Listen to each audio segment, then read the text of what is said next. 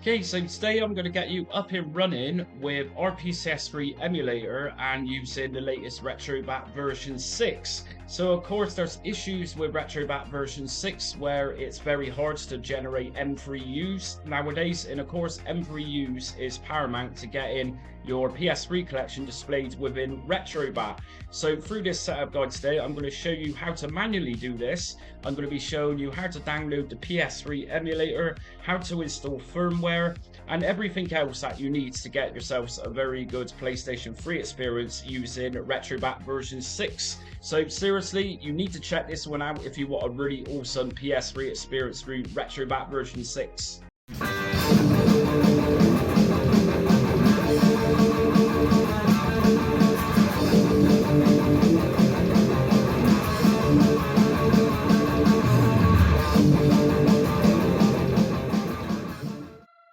Okay then, before I start today's new Retrobat in RPCS3 PS3 setup guide, if you like what you see today, hit notifications, subscribe and like so you don't miss upcoming retro emulation content.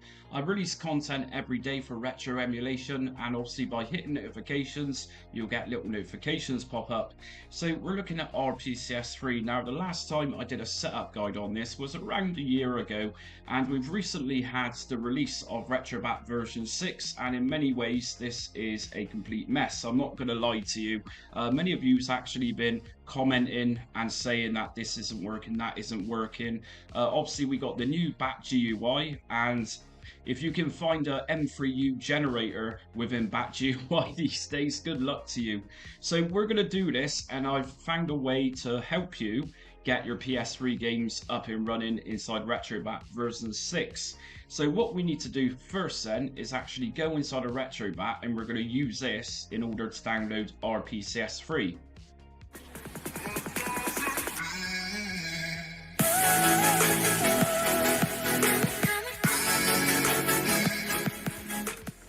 Okay, so from Retrobat, what we're going to do is just go to Retrobat, and we're going to download RPCS3. So if we just scroll down, everything's in alphabetical order, and we are going to find RPCS3.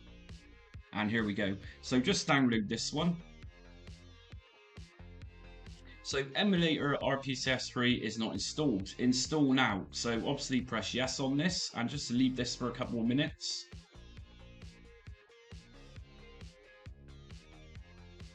Okay, so once this is downloaded, what we're going to see is RPCS3 PlayStation 3 Emulator. Now what I'm going to suggest doing is just click on Do Not Show Again, and I have read the quick start guide, and just go to continue. Okay then, so straight away I've got a new version. This is an update, and let me remind you that RPCS3 is very active in that it gets updates maybe once, twice per day. So just make sure to update this and just press yes.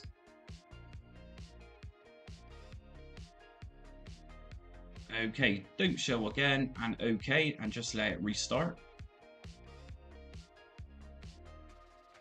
Okay, so we've got the latest RPCS3. We can't do anything with this yet. What we need to do is install firmware. So in order to install firmware, we're going to go straight to the PlayStation.com website, and we can actually download the firmware just here. Now, if you're using Chrome like I do, it's not going to download. So if you get that problem, use another web browser. I recommend Edge myself, and you shouldn't have any problems with that. So what we need to do is just scroll down and just go to update using a computer, drop this down, and then you need to go to download PS3 update. Download this, and you will download a PS3 update.pub file. Next thing I'm going to suggest doing is heading over to the RPCS3 website and just checking out the compatibility list. So RPCS3 is one of my absolute favourite emulators, and I use it a hell of a lot. I'm a massive PS3 fan, and frankly I'm still blown away with PS3 games like I was when it originally released. Like I said, absolutely my favourite console of all time. I just love PS3. So the good thing with RPCS3 is that we can actually upscale PS3 games, so that's a benefit. We can also add mods to games, and there's so much more inside of the RPCS3 emulator that we can do. So under compatibility list just here, we're going to find a whole list A to Z, or rather 0 to Z, of games that are fully playable and games which aren't so playable. So obviously you need to search for the game that you're aiming on playing, and if it's got playable in green on the side, then it's pretty much 100% awesome to play. And there's a little chart at the top. So playable, 68.7% of the PS3 catalogue of games are 100% playable. No game-breaking glitches. In-game, intro, loadable and nothing. Personally, I would avoid them. You can configure settings inside RPCS3 to attempt to make in-game games playable. It's not going to happen. You can do as many fixes, you can watch as many YouTube guides as you want. It's not going to happen. Stick with playable 68.7 like it says right now as recording this video. So I've got the game Demon's Souls. If I go to D and if I just drop this down,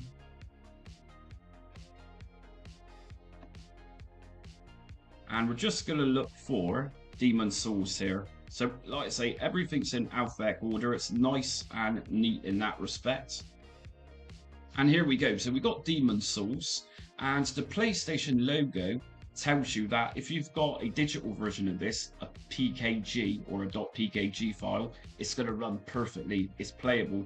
And you'll also notice that we've got a little disc here. This just tells us that if you've got a disc copy of Demon's Souls, then that's also going to work fine. So now you understand the compatibility list. What we're going to do then is, after downloading that PS3 updat.pub file, which is your firmware, we're going to go back into the RPCS3 emulator and actually install it. So if we go to File, and we're going to go down to Install Firmware, and before going any further, you can see I've downloaded this on my desktop, PS3 updat.pub. It's 196 megabyte. So what we're going to do is just navigate to where that PS3 updat.pub is, which is obviously on my desktop. And if we just drop down, we're going to find it here. You can either double left click on this or highlight it and then go to open. Installing firmware, and the current firmware version for PS3 is 4.90. So successfully installed PS3 firmware and LLE modules. What we're going to do next is don't show again. And if I press OK, it's then going to take a little bit of time compiling things. Just press OK.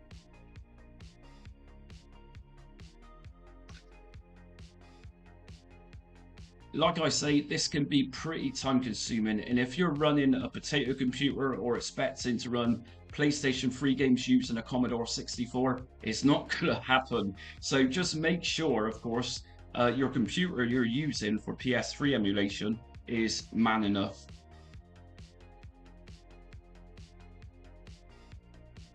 Okay then, so after firmware has been installed, if we just go to the terminal at the bottom, you'll be able to find all the progress, what's actually going on inside of RPCS3. That's of course if you're interested.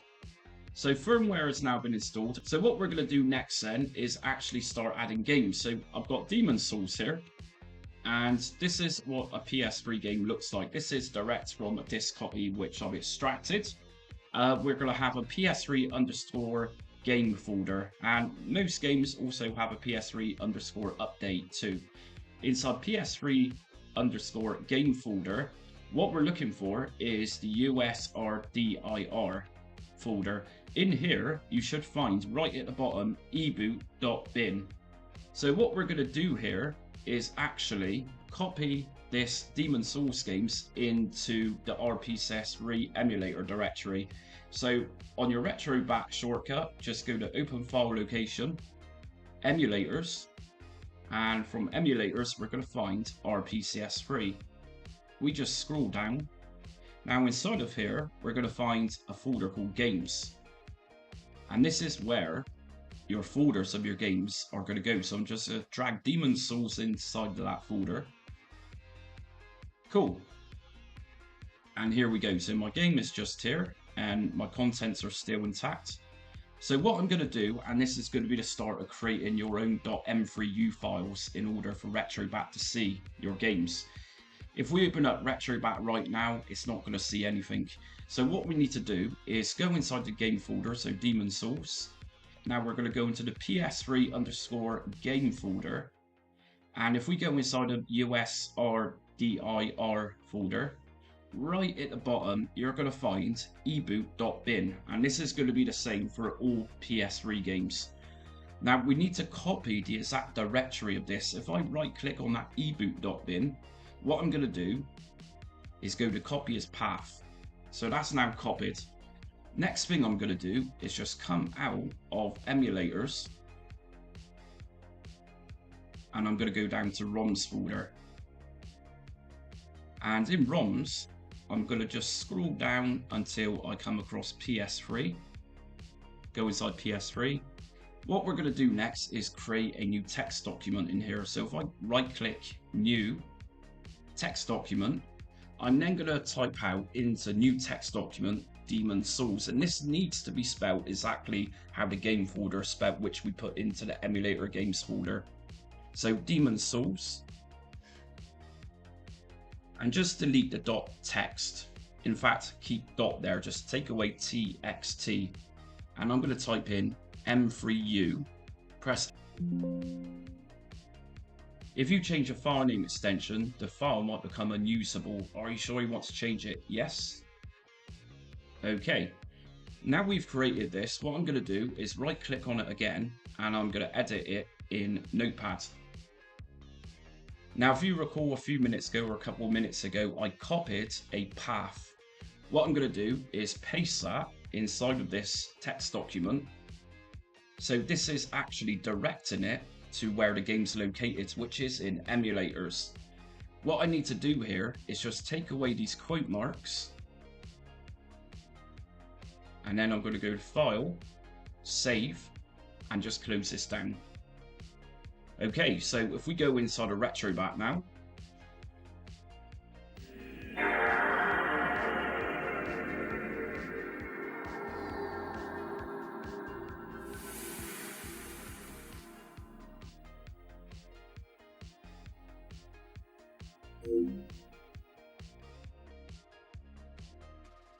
you're now going to find PS3, and here's my game. Let's download some artwork. So main menu, scraper, and scrape now.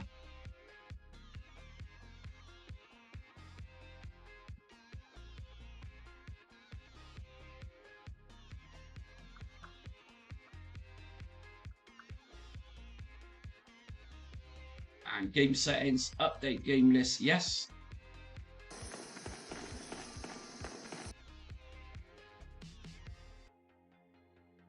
And here we go. After pressing play on the game, we are going straight in. Now, if you're new to PS3 emulation using RPCS3, what you're seeing right now is common. This is going to happen with every game on your first boot anyways. And this bit can take a length of time to compile PPU modules. You're also going to find in PlayStation 3 games that games are going to appear to be very laggy, very choppy, even if you're running a very up-to-date gaming PC. What this is doing something called building shaders, and it's compiling bits of data and bits of graphics from the gameplay, and it's just putting it into a folder.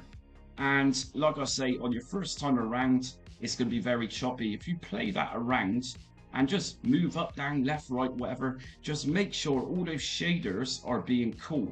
Once you boot the game again, most of that choppiness and lagginess is going to be gone. So what we're going to do right now is just wait for compiling PPU modules.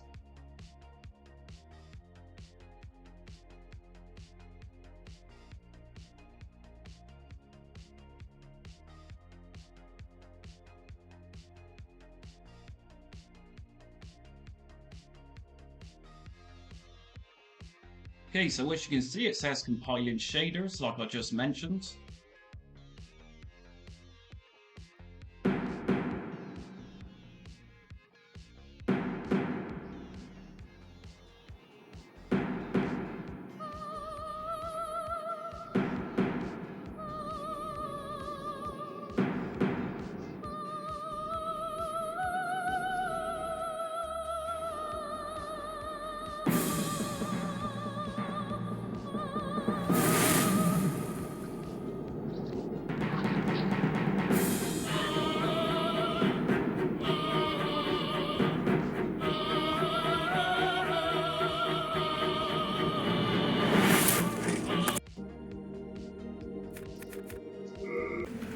Brave soul who fears not death. I shall guide you.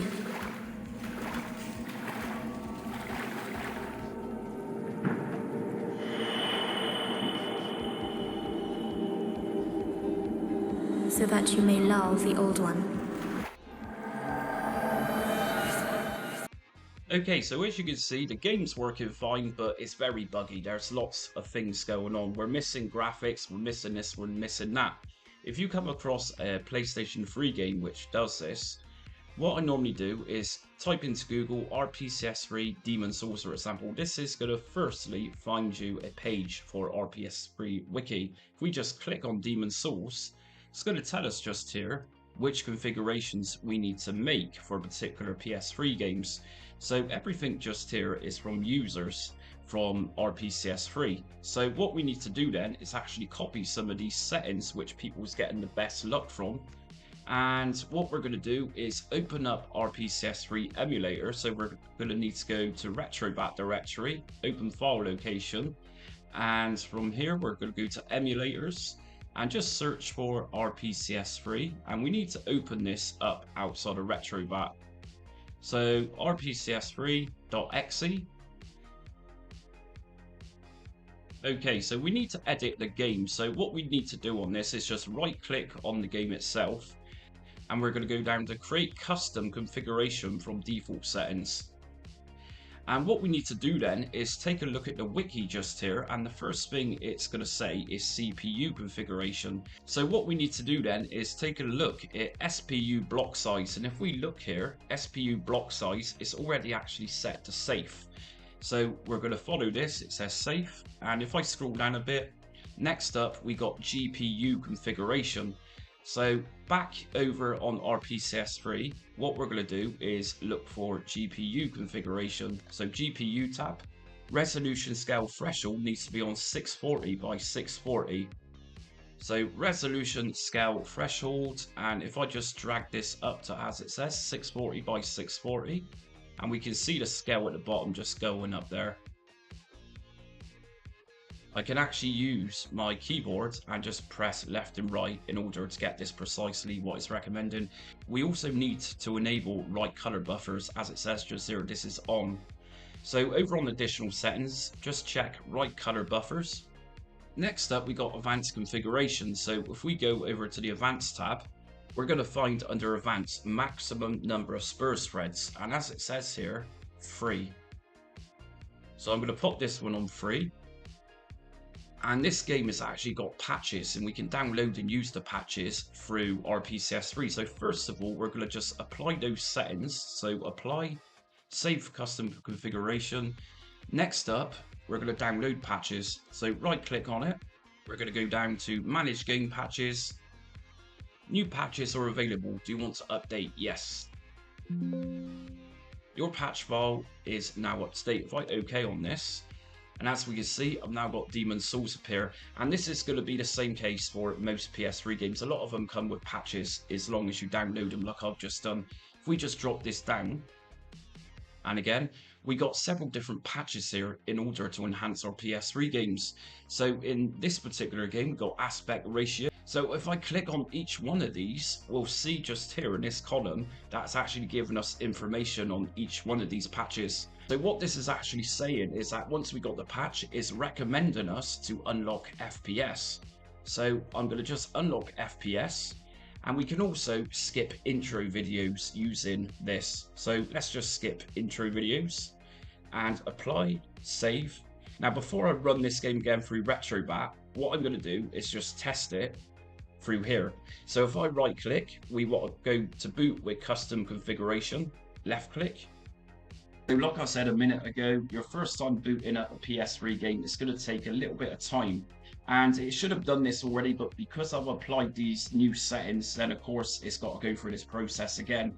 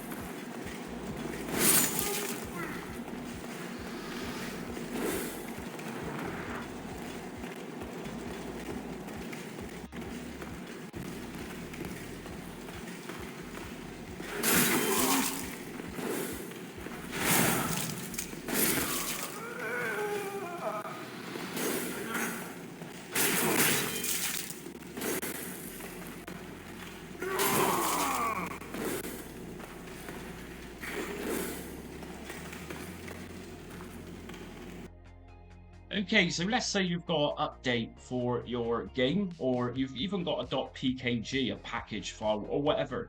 It's the same process of installing, like I've just installed my disk game. So to install into RPCS3, just go to File, Install Packages, RAPs or EDATs, and from there you can then locate your package or your update and then just apply it into RPCS3. Now remember, if you've got package files and these are games, digital games, then you will need to go back through the method that I've showed you today of creating your own .m3use.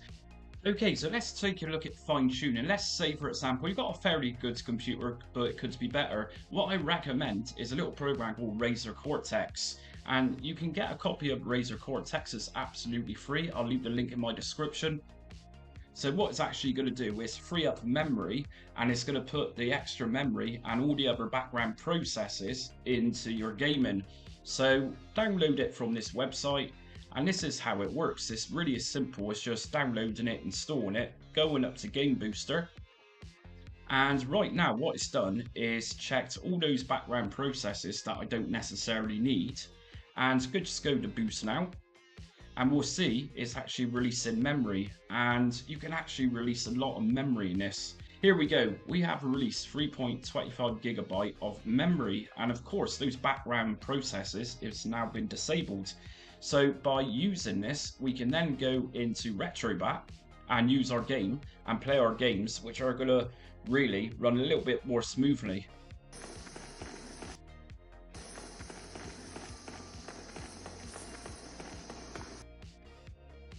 So as we can see, that very lengthy process of waiting for things to compile, it's gone because we've already loaded it up once, and this time it's Zoom, it's straight in there pretty much. So at this point, I've not even had to speed up the video because it's doing it that much quicker.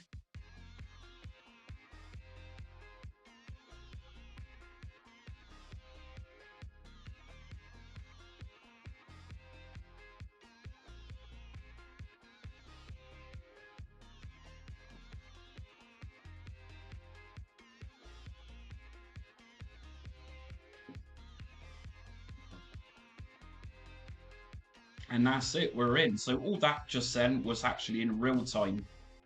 And of course I got this in Windows mode, but to make this full screen if this happens to you, just double Brave left soul click. who fears not death.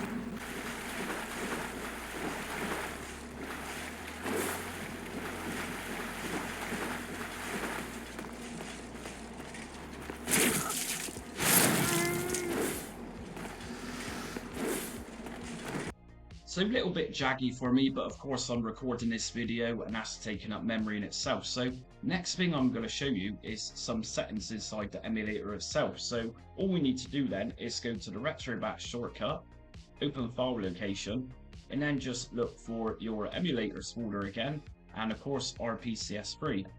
We go into RPCS3. What I do recommend you doing is just making a shortcut of this. Of course, we can use this emulator outside of Retrobat, as you know, so just right click on it, show more options, and then we're going to go to send to desktop create shortcut. So you've now got the desktop shortcut,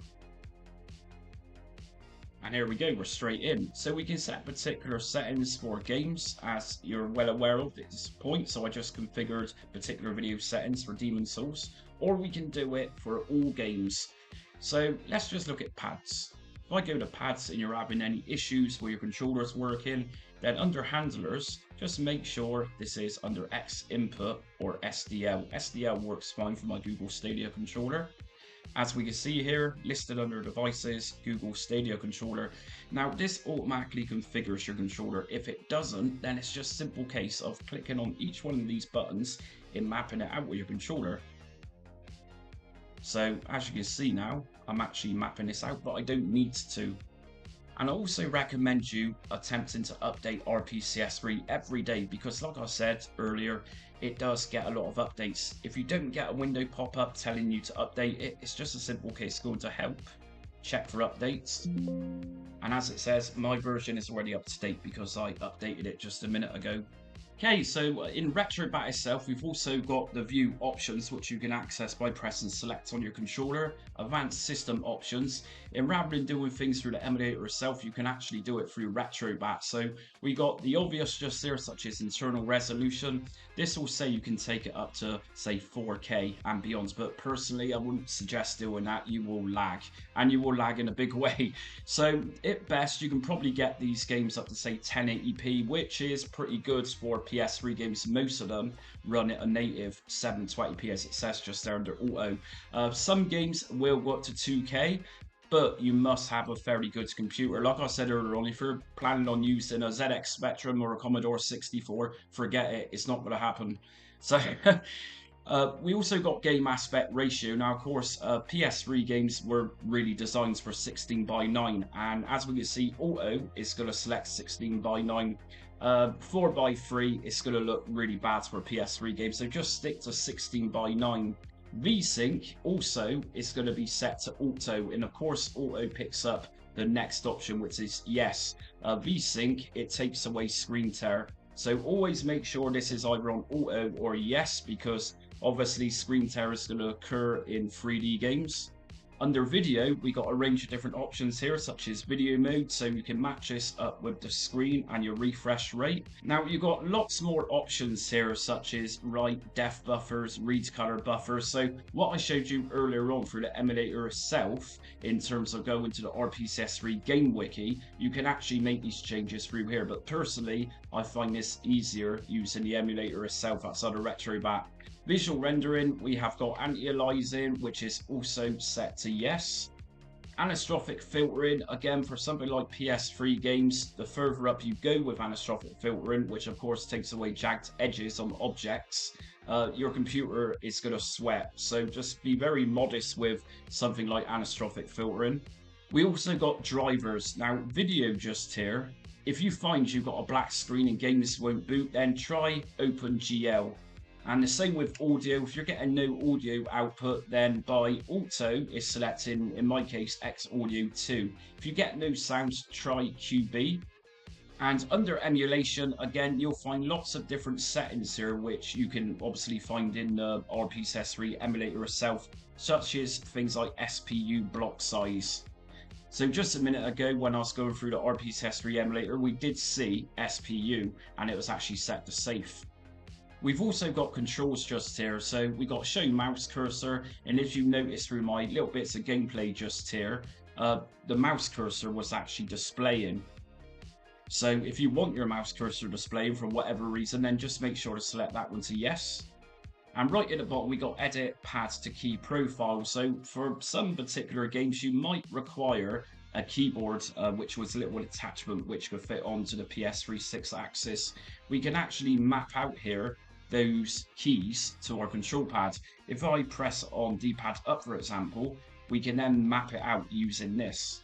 Just make sure to save that once you've mapped out your controller and keyboard, if that's what you're looking to do. So that's it for today's Retrobat version 6 and RPCS3 setup guide. So hopefully you've now got to grips of how to create .m3us and generally get up and running with Retrobat. Of course, we can configure settings the normal way through Retrobat for PS3 games, such as pressing the select button and then go through your settings for internal resolution, that type of thing. But I'll leave that up to you. But anyways, if you liked today's video, hit notifications, subscribe and like so you don't miss upcoming retro emulation content. Also join me on social media. I'm on Facebook, Instagram, Twitter and TikTok. But until next time, stay retro.